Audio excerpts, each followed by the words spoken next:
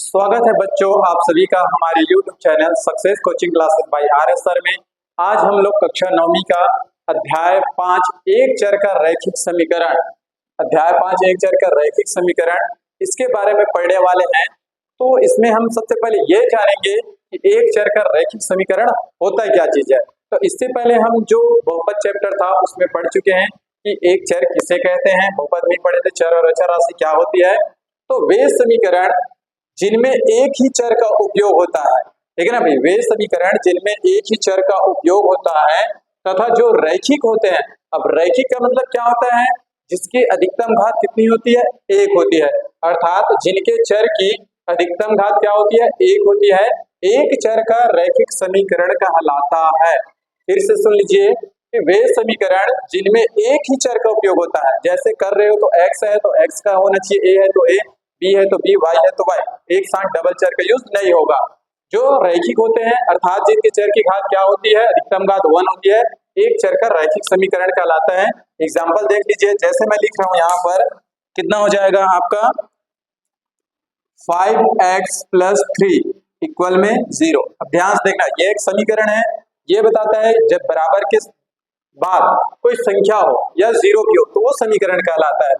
तो ध्यान से देखिए, ये रहा एक चर, एक ही चर है आपके पास, ठीक है, और चर की घात कितना दिख रहा है, एक ही है, कुछ नहीं है, मतलब 1 होता है। तो ये क्या कहलाता है, एक चर का रैखिक समीकरण कहलाता है।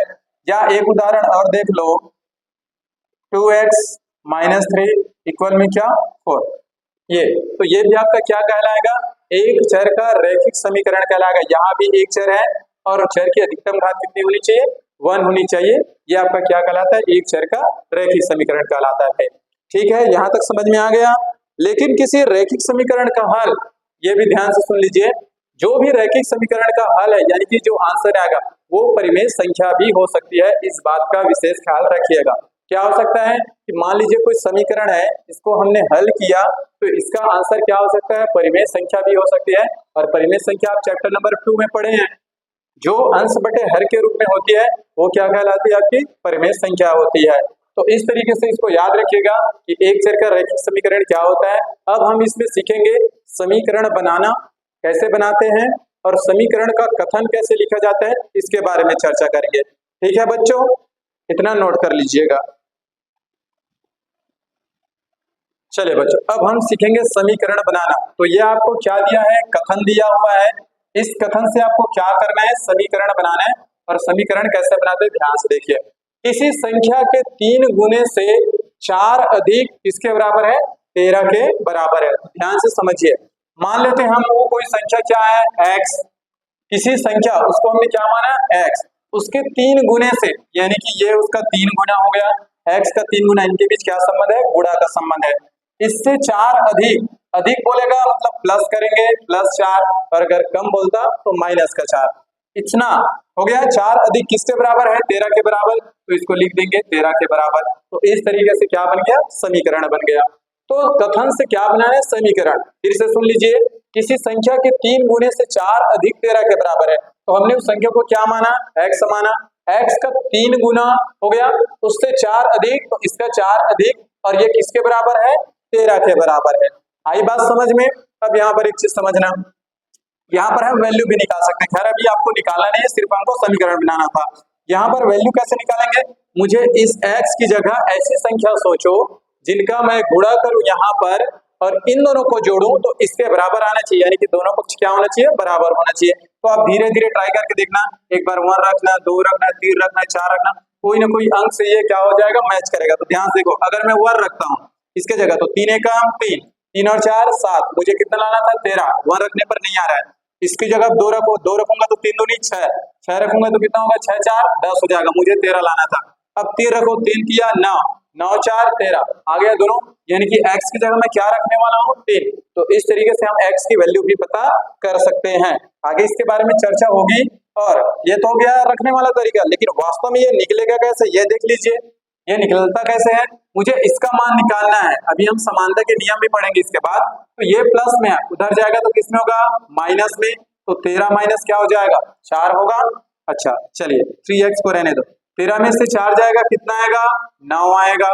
मुझे x का मान निकालना है, 3 गुणे में है, इधर आएगा पक्षांतर करूंगा तो भाग में होगा और 3 से कितने बार में डिवाइड होगा, 3 बार में, यानी x का मान कितना आया 3, यही तो अभी किए थे। तो इस तरीके से हमको निकालना रहेगा, यानी कि समीकरण को हल करना रहेगा, x के मान पता करना रहेगा। समानता के नियम से भी देखेंगे अभी क्या क्या होता है, इतना समझ में आ गया। चलिए अब देखेंगे समीकरण बनाना तो सीख लिए, अब समीकरण से कथन बनाना सीखेंगे। चलिए बच्चों अब हम कथन बनाएंगे, तो ये आपके सामने कुछ समीकरण दिए हुए हैं, इनका हमको क्या करना है, कथन बनाना है।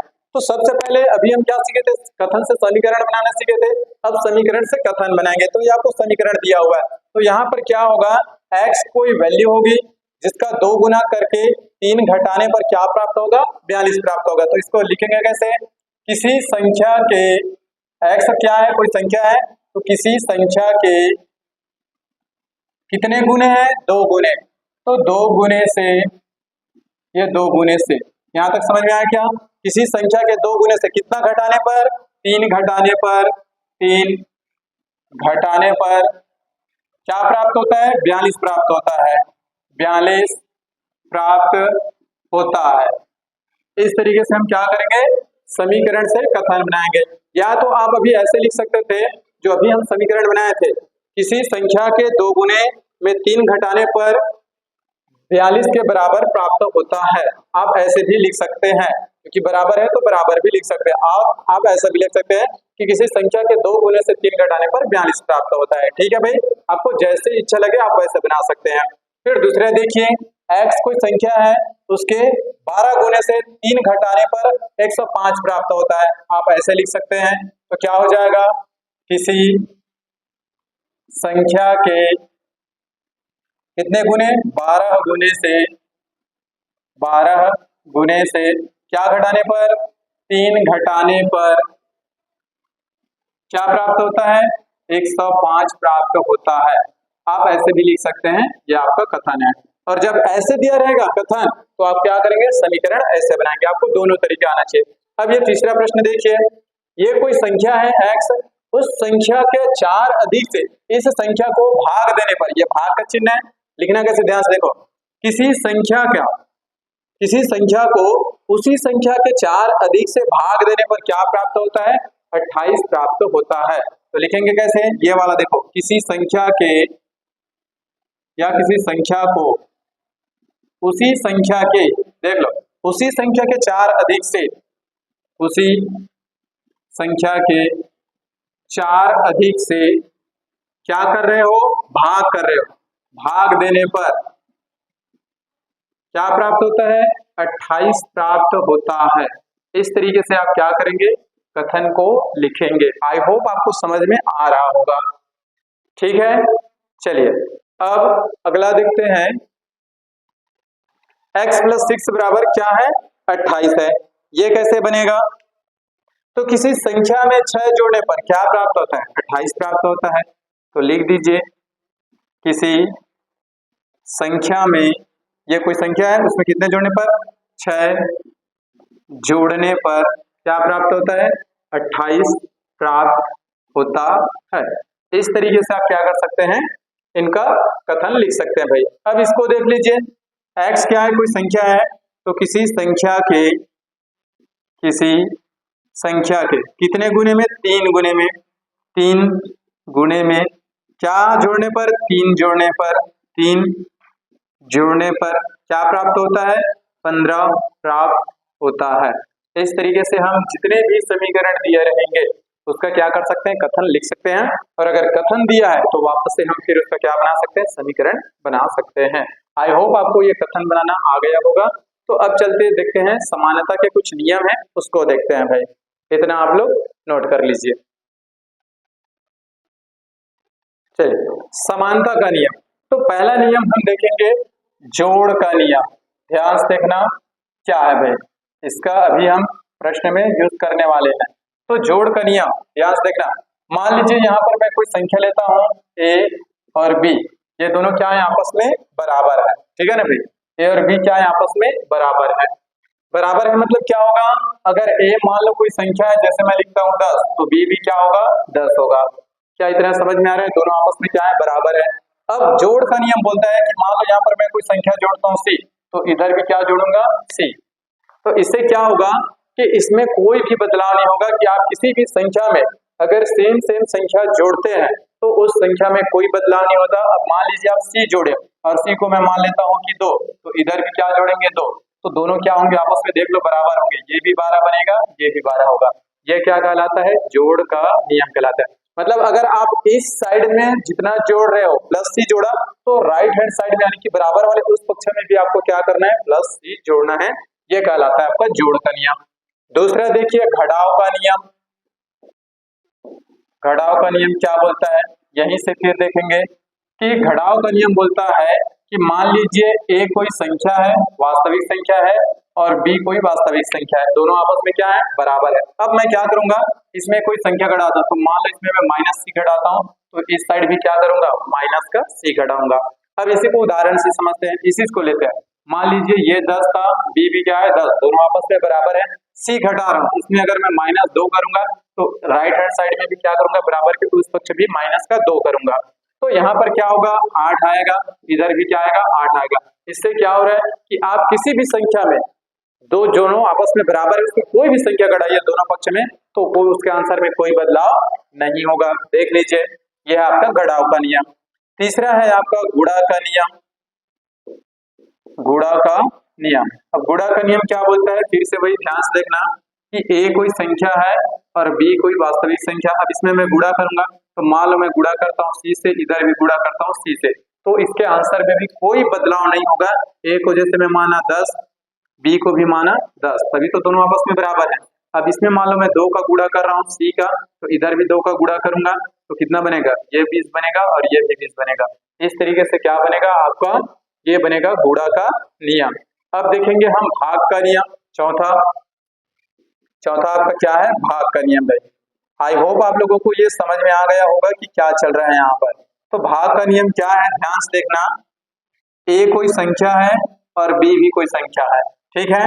अब अगर मैं इसको सी से डिवाइड करता हूँ तो इसको भी क्या करूंगा, सी से डिवाइड करूंगा, तो भी इसके आंसर में कोई बदलाव नहीं होगा, ये दोनों आपस में तब भी बराबर होंगे। ध्यान से देखो, समझा रहा हूँ। मान लो ये 10 था और बी भी क्या था 10 था, अगर मैं इन दोनों को 2 से डिवाइड करता हूँ, यानी कि सी की जगह मैं क्या रख रहा हूँ 2, तो ये 2 से डिवाइड होगा 5 बार में, ये 2 से डिवाइड होगा 5 बार में।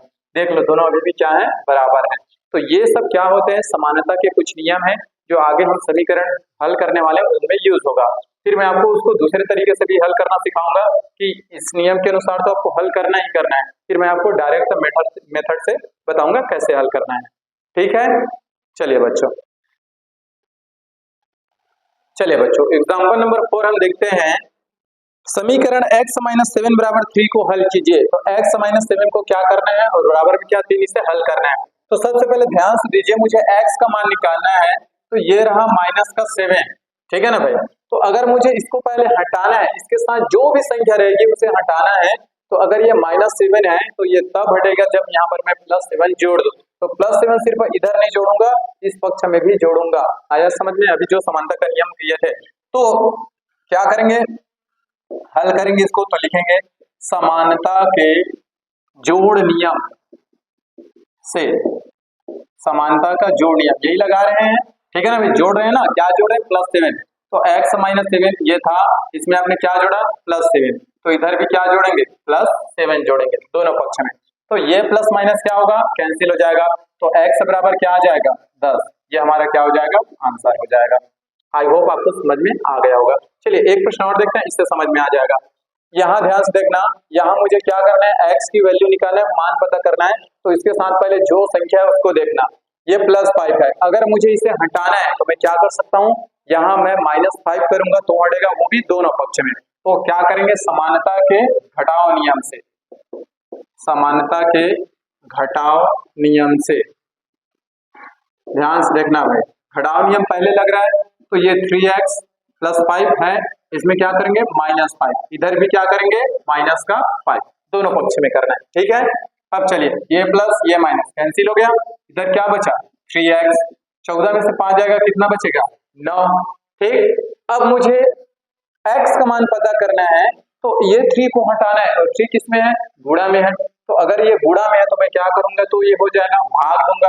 अगर मैं इसको 3 से भाग दूंगा तो ये पूरा कैंसिल हो जाएगा, तो 3 से भाग इधर भी देंगे। तो इस बार लिखेंगे क्या, समानता का भाग नियम से, समानता के भाग नियम से। आई होप आपको समझ में आ रहा होगा क्या कर रहे हैं, क्योंकि x की मुझे वैल्यू निकालना है भाई, x की वैल्यू निकालना है तो x के साथ जो भी संख्या है उसी संख्या से उसका डिवाइड कर दीजिए, तो दोनों पक्ष में।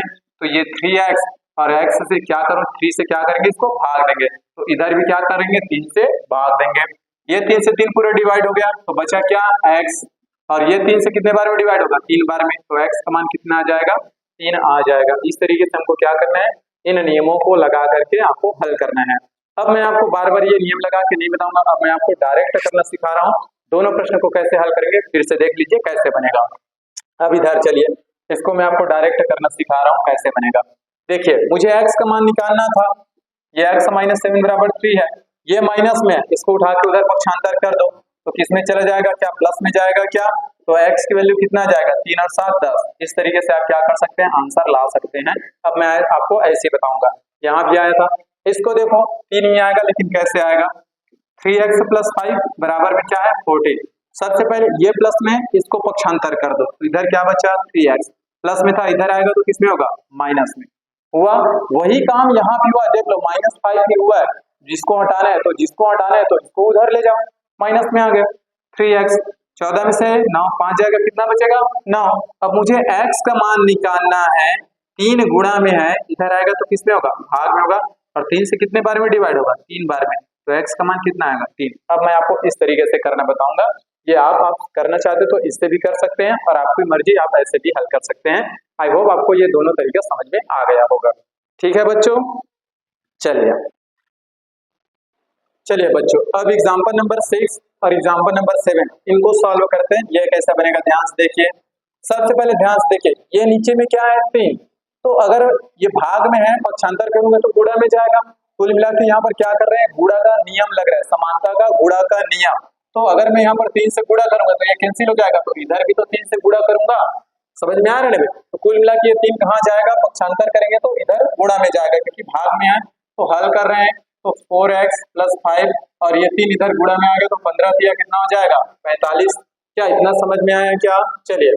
अब ये प्लस में है तो उधर जाएगा तो किसमें होगा, माइनस का। तो अब मैं क्या करूंगा, समानता का घटाव नियम लगाऊंगा, तो ये प्लस में इधर -5 करूंगा, इधर -5 करूंगा, तो इसी को अब क्या कर रहा हूँ, ये प्लस को उठा करके उधर ले जा रहा हूँ। तो 4x बराबर क्या हो जाएगा 45, ये प्लस में था, किस में आ जाएगा, माइनस में आ जाएगा।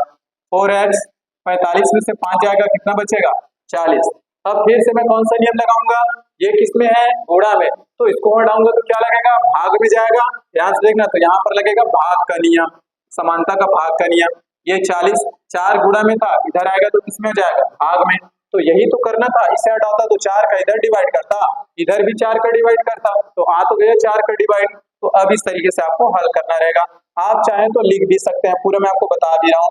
4 से कितने बार में डिवाइड होगा, 10 बार में, तो x का मान यहाँ से क्या निकल के आ जाएगा, 10 आ जाएगा। ये हमारा क्या होगा, आंसर होगा। चलिए एग्जाम्पल नंबर 7 देखते हैं। सबसे पहले ध्यान से देखिए, ये x दोनों पद एक साथ दे दिए गए हैं, तो आपको इसको पहले सॉल्व करना है। 4 में से 2 घटेगा, कितना बचेगा, 2x बचेगा, और ये माइनस का 5 छोटा हो गया। देखो सवाल, इधर भी देखो, ये भी संख्या ये भी संख्या, 4 और 3 जुड़े तो जोड़ दो, तो कितना हो जाएगा 6x प्लस 7 हो जाएगा, 4 और 3 7 हो जाएगा। अब आपको करना क्या है, संख्या वाले को एक साइड और x वाले को एक साइड, तो ये x है इसको मैं इधर ही छोड़ रहा हूँ, ठीक है, ये 6x इधर ही है, ये प्लस में है, इधर आएगा माइनस में होगा, ये x वाला ला दिए। अच्छा, ये -5 अपनी जगह है, ये प्लस में था, इधर आएगा तो किसमें होगा, माइनस में होगा माइनस में, ठीक है। चलिए, माइनस माइनस जुड़ता है, कितना बनेगा, माइनस का 12 बनेगा, 7 5 12, 6 में से 2 घटेगा, कितना हो जाएगा, ये बनेगा आपका 4x, वो भी प्लस का। आई होप आपको इतना समझ में आ रहा होगा, ठीक है। चलिए, अब मुझे x का मान निकालना है, तो 4 गुणा में इधर करूंगा तो किसमें आएगा, भाग में आएगा, तो x बराबर क्या हो जाएगा, -12/4। 4 से डिवाइड करो, कितना आएगा, माइनस का 3 आएगा, ये आपका क्या हो जाएगा, आंसर हो जाएगा। इस तरीके से आपको इन प्रश्नों को हल करना है। अब चलिए हम देखते हैं एग्जाम्पल एक्सरसाइज के जो प्रश्न हैं उन्हें आप सॉल्व करते हैं, इतना आप लोग नोट कर लीजिए। चलिए प्रश्नावली 5.1 का पहला प्रश्न है, नीचे दिए गए कथनों से समीकरण बनाइए। अब पहला है आपका दो क्रमागत संख्याओं का योग क्या है, 11 है। ध्यान से देखना, क्रमागत का मतलब होता है लगातार, और दो क्रमागत संख्याएं, तो हम पहला का ये क्या कर रहे हैं, समीकरण बना रहे हैं। तो पहले मान लेना कि माना दो क्रमागत संख्याएं कौन कौन सी है, एक को मान लेना x और दूसरे को मान लेना x+1 है। दूसरा क्या बनेगा, x+1। अब कैसे, ध्यान से देखो, क्रमागत का मतलब होता है लाइन से। अगर आप x की जगह क्या रखते हो 1, तो यहाँ पर भी क्या रखोगे 1 और 1 कितना हो जाएगा 2। देखो लाइन से आ रहे हैं। उसी प्रकार अगर और आगे बोलता तो x+2 x+3 ऐसे होते चला जाता। अब प्रश्न में जो बोला उसके अनुसार चलते हैं। प्रश्नानुसार कि दो क्रमागत संख्याओं का योग कितना है, 11 है। तो एक क्रमागत संख्या x और दूसरी क्रमागत संख्या x+1 और इसका योग करेंगे तो कितना आता है, 11 आता है। यह आपका क्या बन गया, समीकरण बन गया। आई होप आपको ये समझ में आ गया होगा। दूसरा देखते हैं, टिकेंद्र व तेजराम की आयु का योग 30 है, जबकि टिकेंद्र की आयु तेजराम के आयु की दुगनी है। तो सबसे पहले इसमें हमको क्या करना पड़ेगा, मानना पड़ेगा। तो आपको ये भी तय करना है कि किसके आयु को हम सबसे पहले माने। तो ध्यान से देखो, प्रश्न में लिखा है कि आपका टिकेंद्र की आयु तेजराम की आयु की दुगनी है। किसकी आयु दुगनी है, टिकेंद्र की आयु दोगुना, ये बता दिया है। तो अगर हम तेजराम की आयु पता कर ले तो टिकेंद्र की आयु हम आसानी से बता सकते हैं। तो मान लेते हैं अगर टिकेंद्र की आयु क्या है, 10, ठीक है ना भाई, सॉरी, इसका टिकेंद्र की आयु तेजराम की आयु की दुगनी है। अगर हम तेजराम की आयु को क्या मान लेते हैं 10, तो हम टिकेंद्र की आयु को आसानी से बता देंगे कि इससे 2 गुना है, 2 गुना है, यानी कि ये जो टिकेंद्र है वो कितना होगा, 20 साल का होगा। तो सबसे पहले आपको ये ही समझ में आना चाहिए कि मानना किसके आयु को है। तो जिसके बारे में दे दिया उससे नहीं करना है। इसमें बोला था कि जो टिकेंद्र की आयु है वो आपके तेजराम की आयु से दुगनी है, मतलब दो गुना है उसका उम्र है। तो अगर हम यहाँ पर तेजराम की आयु को मानेंगे तो हमको तुरंत पता चल जाएगा। अगर हमको तेजराम की आयु पता चल गया तो टिकेंद्र की आयु भी पता चल जाएगी। तो यहाँ पर सबसे पहले हमको मानना पड़ेगा, माना तेजराम की आयु, यह हल कर रहा हूं यहाँ, तेजराम की आयु क्या है, x वर्ष है।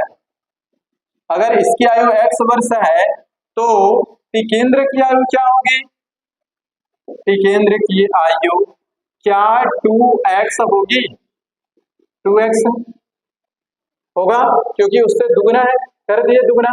अब प्रश्न में बोला है उसके अनुसार चलते हैं, ठीक है। दोनों की आयु का योग कितना है, 30, इसलिए दोनों की आयु का योग, तो दोनों की आयु का योग, तेजराम की आयु क्या माने, x, अच्छा टिकेंद्र की आयु कितना है 2x, दोनों को जोड़ो कितना आएगा 30। इस तरीके से हमारा क्या बन गया, समीकरण बन गया। तीसरा समीकरण देखते हैं, तीसरा प्रश्न क्या है, एक त्रिभुज की एक भुजा दूसरी भुजा की दुगुनी है और तीसरी भुजा के बराबर है, भुजाओं का योग क्या है 40 है। तो ध्यान से समझते हैं, सबसे पहले हम क्या करेंगे, एक ट्रायंगल बना लेते हैं भाई, तो आपको ज्यादा समझ में आएगा, ठीक है। चलिए, ये रहा आपका एक त्रिभुज, ठीक। अब इसमें बोला है कि पहली भुजा, एक भुजा दूसरी भुजा की दुगनी है। तो मान लेता हूं कि ये भुजा आपका x है, तो दूसरी भुजा क्या होगी, दूसरी भुजा का दुगनी है पहली भुजा। एक भुजा दूसरी भुजा की दुगनी है, तो मान लेते हैं कि ये वाली भुजा x है, तो ये दूसरी भुजा का दुगना है, ऐसा है, ठीक है ना भाई। दूसरी भुजा का दुगना है पहली भुजा, तो हम इसको पहली भुजा माने हैं, ये दूसरी भुजा माने हैं, और ये तीसरी भुजा है, ठीक है।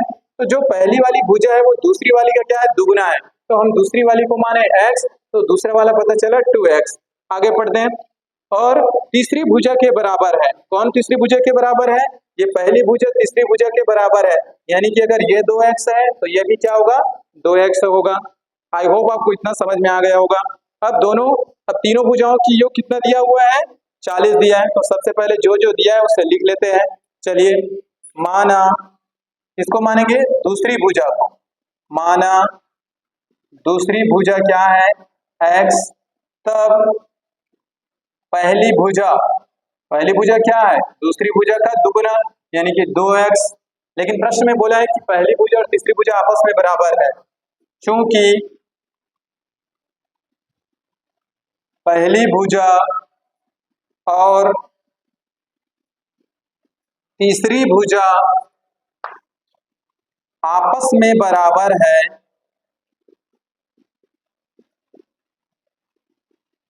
इसलिए क्या होगा, तीसरी भुजा भी क्या हो जाएगी, इसलिए तीसरी भुजा भी 2x होगी।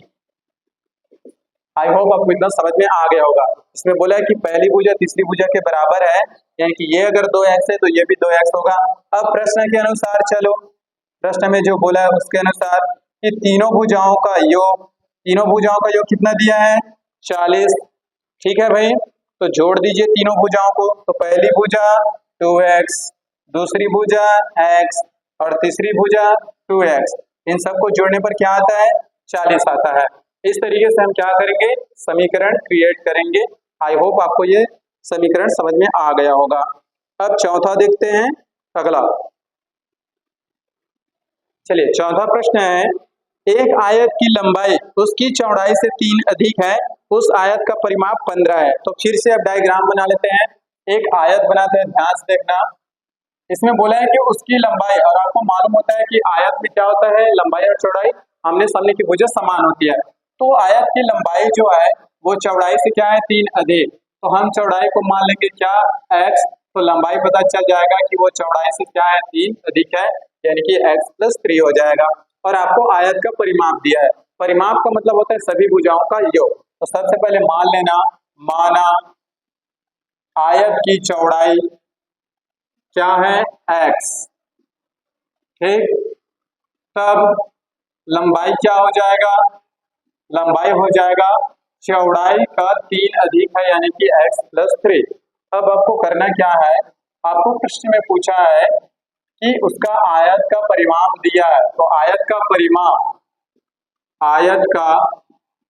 परिमाप क्या होता है, आयत का परिमाप, और आयत का परिमाप तो पहले आपको दिया, उसे लिख लीजिए 15।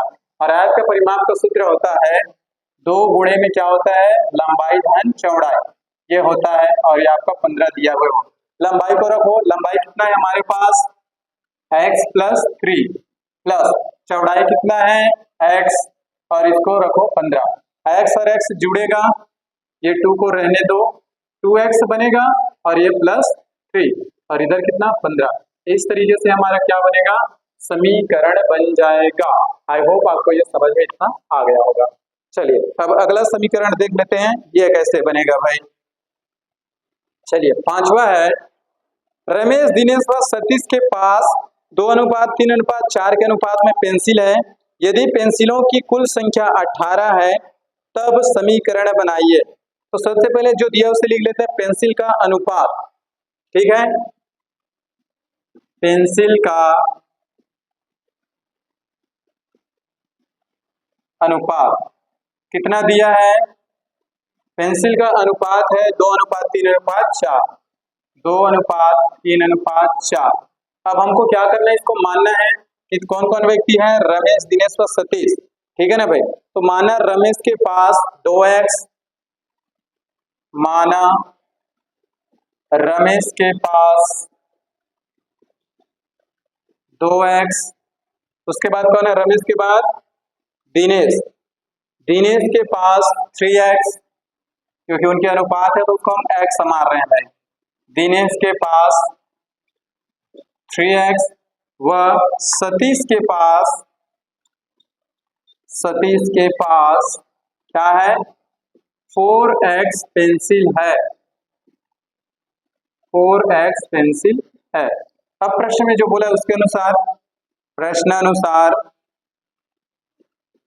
क्या हो जाएगा, सभी के पेंसिलों का योग कितना है, 18, तो जोड़ दीजिए 3x प्लस 2x पहले आएगा, 2x + 3x + 4x बराबर कितना हो जाएगा, 18। इस तरीके से आपका क्या बन जाएगा, समीकरण बन जाएगा।